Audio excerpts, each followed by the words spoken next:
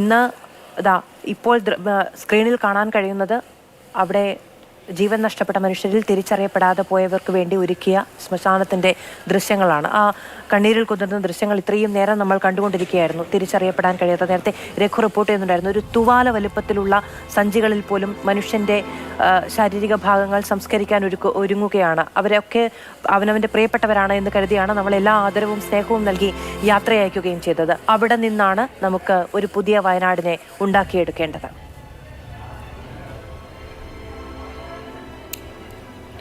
തീർച്ചയായും എനിക്ക് നേരത്തെ രണ്ട് നമ്മുടെ എക്സ്പേർട്സ് പറഞ്ഞതിനോടും വളരെ യോജിക്കുകയാണ് ആദ്യം തന്നെ. കാരണം അത്രയും അവരുടെ ഒരു എക്സ്പേർട്ടൈസ് എന്ന് പറയുന്നത് പല ഘട്ടത്തിലും അവർ മുന്നോട്ട് വച്ചിട്ടുള്ളതും ഇത്തരത്തിലുള്ള നിരവധി അനുഭവ പാഠങ്ങളിലൂടെ അവൾ വളർത്തിയെടുത്തിട്ടുള്ളതുമാണ്. ഞാൻ നേരത്തെ ജയകുമാർ സാർ പറഞ്ഞപ്പോൾ ഞാൻ ആലോചിക്കുകയായിരുന്നു. എനിക്ക് ആദ്യം ഓർമ്മ വന്നത് പണ്ട് വായിച്ചൊരു ബംഗാളി നോവലാണ്. ആരണ്യക് എന്നാണ് ആ നോവലിൻ്റെ പേര്. വിഭൂതിഭൂഷൻ്റെ ആ പഴയ പുസ്തകത്തിൽ അദ്ദേഹം പറയുന്നൊരു കാര്യമുണ്ട്. ഒരു കാട്ടിലേക്ക് ഒരു വിത്ത് കൊണ്ട് കൊടുക്കുന്ന യുഗളപ്രസാദൻ എന്ന ഒരു കഥാപാത്രത്തെ പറ്റിയാണത്. നമ്മൾ തിരിച്ച് പ്രകൃതിക്ക് എന്ത് കൊടുക്കും എന്നുള്ളൊരു ആലോചന പലപ്പോഴും ഉണ്ടാകാറില്ല. ടൗൺഷിപ്പ് എന്ന് പറയുന്നത് വിജയരാവ് സാർ പറഞ്ഞ പോലെ തന്നെ ഒരു ഗവൺമെൻറ് മുന്നോട്ട് വയ്ക്കുന്ന ഒരു ഐഡിയയാണ്, ഒരു വിത്താണ്.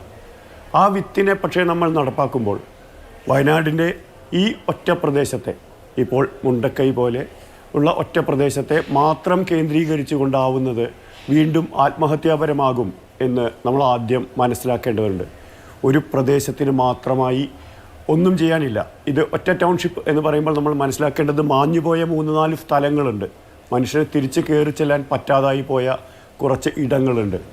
അത് വെള്ളൊലിപ്പാറയ്ക്ക് താഴേക്ക് ഇങ്ങോട്ട് പോരുമ്പോൾ പുഞ്ചിരിമട്ടമാണെങ്കിലും മുണ്ടക്കൈയാണെങ്കിലും അട്ടമലയുടെ ഒരു പ്രദേശമാണെങ്കിലും ആ പണ്ട് അമ്പലം നിന്നിരുന്ന പ്രദേശമാണെങ്കിലും പാലം കടന്ന് തിരിച്ച് ചൂരൽമലയിലേക്ക് എത്തുന്ന പ്രദേശമാണെങ്കിലും ആ മേഖലകളിലെല്ലാം പലയിടത്തായി 4-5 ഇടത്തായി താമസിച്ച ഒരു സമൂഹം, അവരൊറ്റ സമൂഹമായിരുന്നു. ആ ഒറ്റ സമൂഹത്തിന് എങ്ങനെ അവരുടെ ഭാവി കരുപിടിപ്പിക്കാൻ സമാധാനപരമായി ജീവിക്കാൻ കഴിയും എന്നുള്ളതാണ് ആദ്യം ആലോചിക്കേണ്ടത്.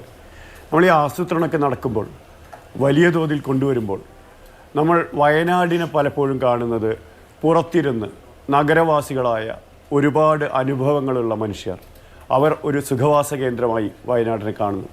പക്ഷെ അതൊരു ടൂറിസം സ്പോട്ട് എന്ന വിധത്തിൽ സഞ്ചാരികളുടെ ഇഷ്ടങ്ങൾക്ക് അനുസരിച്ച് രൂപപ്പെടുത്തേണ്ടുന്ന ഒന്നാണ് വയനാടിൻ്റെ വികസനം എന്ന് ഞാൻ കരുതുന്നില്ല.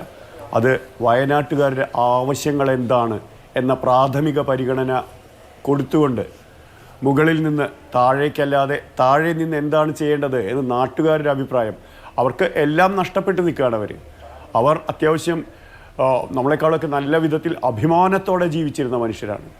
അവരുടെ ആ അഭിമാനം ഒരു പ്രകൃതി ഒട്ടിയൊലിച്ചു പോകുമ്പോൾ അവർക്ക് ആ അഭിമാനത്തോടെ അതിജീവിക്കാൻ കഴിയണം എന്നുള്ളൊരു ബോധ്യപ്പെടുത്തൽ നാളെ നമ്മുടെ തന്നെ അടുത്ത തലമുറയ്ക്ക് പകരാനും അവരെ മുന്നോട്ട് കൊണ്ടുപോകാനും കഴിയുന്ന വിധത്തിലുള്ള ഒരു കൃത്യമായ പദ്ധതി വേണം എന്നുള്ളതാണ് ഞാൻ വിശ്വസിക്കുന്നത്. അത് ഇന്ന് ഒരു പ്രദേശത്ത് മാത്രമല്ല, വയനാടിൻ്റെ ഈ പ്രദേശം നമുക്കറിയാം. പുന്നപ്പുഴയിൽ നിന്ന് അത് കള്ളാടിപ്പുഴയിൽ പോയി, അവിടെ നിന്ന് മീനാക്ഷി പുഴയിൽ ചെത്തി ചാലിയാറിലേക്കൊക്കെ എത്തുന്ന ആ പ്രദേശത്തിന് മറുവശത്ത് കിഴക്കോട്ട് ഒഴുകുന്ന കബനിയിൽ ചേരുന്ന ഒരുപാട് അരുവികളുണ്ട്. ഇതെല്ലാം ചേരുമ്പോൾ നമുക്ക് ഇപ്പോൾ തന്നെ ആലോചിച്ചാൽ അറിയാം, മുപ്പൈനാട്, കുറിച്യാർമല പോലെ പരിസ്ഥിതി വിലോല മേഖലകളായ ഒരുപാട് പ്രദേശങ്ങളിൽ അനിയന്ത്രിതമായ മനുഷ്യൻ്റെ ഇടപെടലുകൾ ഉണ്ടാക്കുന്ന ആശങ്കകൾ ഒരു വശത്ത് ശക്തമാവുകയാണ്. അപ്പോഴാണ് ഈ പറയുന്ന പോലെ ഒരു വിത്ത് വയ്ക്കുമ്പോൾ അത് ഒരു പ്രദേശത്തിനപ്പുറത്ത് ആദ്യം തന്നെ നേരത്തെ അദ്ദേഹം പറഞ്ഞ പോലെ തന്നെ ഈ വലിയൊരു ദുരന്തങ്ങളെ എത്രത്തോളം ഒഴിവാക്കാൻ കഴിയും എന്നുള്ള കാര്യങ്ങൾക്ക് പ്രഥമ പരിഗണന തീർച്ചയായും നൽകണം. അതിനപ്പുറത്ത് അഭിമാനത്തോടെ മുന്നോട്ട് പോകാൻ കഴിയുന്ന ഒരു പദ്ധതിയാണ് വേണ്ടത്. ഈ ആദ്യഘട്ടത്തിൽ ഞാനിപ്പോൾ ഇത്രേ പറയുന്നുള്ളൂ. ശരി.